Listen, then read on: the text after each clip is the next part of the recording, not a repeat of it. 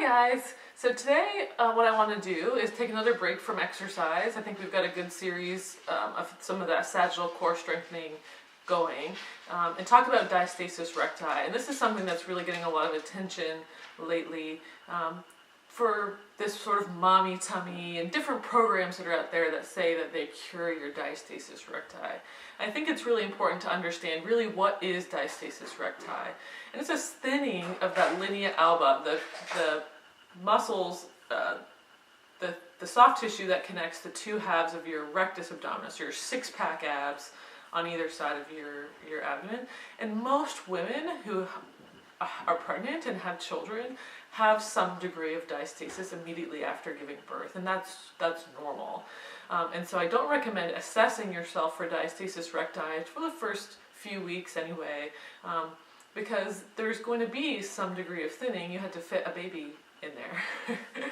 And so this Diastasis Recti does get blamed for some back pain, for making your stomach not look good.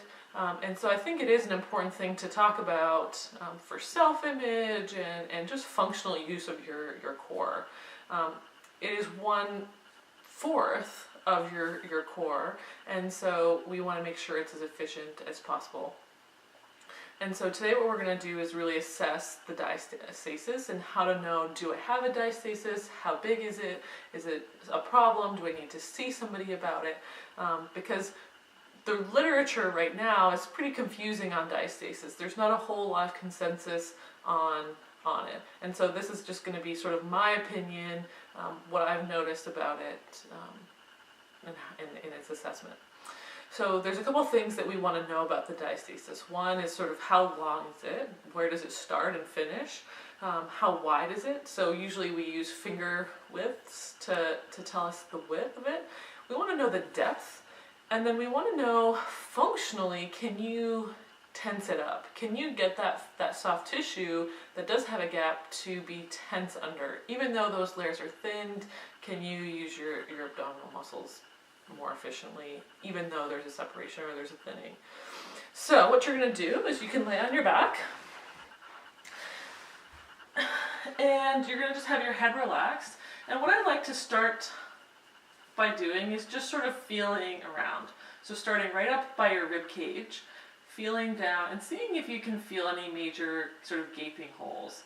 A diastasis to the extreme is a hernia, right? Those have separated and your sort of intestines start to come out. And so obviously if you're having pain or digestive issues, or you see this sort of physical bulging up, that's something that you want to get checked out right away. So you're feeling around. And so at rest, if you can feel a separation, that's, we want to take note of sort of the length and the width. And then what I tend to do is, because mostly those separations tend to be largest right at or above the belly button, is just have sort of fingers at the belly button. And then we're going to just raise your head up. So you're not going to really think too much about your abs, you're just going to raise the head. And you're going to feel those your ab muscles engaging. And then you're going to feel if there's a little bit of a gutter in between. And I can feel there's about a two, maybe a bit more than that, 2-finger sort of gutter. So then from here you want to note the depth of that. So it's not too deep. And then how high up does that separation go? And so it starts to get more narrow as I go up. And then you kind of walk your fingers down, and again, past the belly button, it gets more narrow. So you can note how long that is, and how deep, and how wide.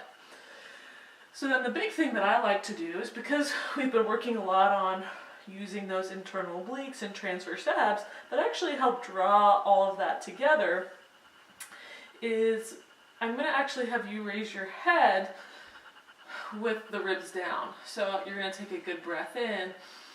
Exhale, get all the air out. Draw those ribs down, and then lift your head. And then for me, the depth virtually goes away, so there's not any depth, it's firm, but there's still a little bit of separation, probably about 1 finger.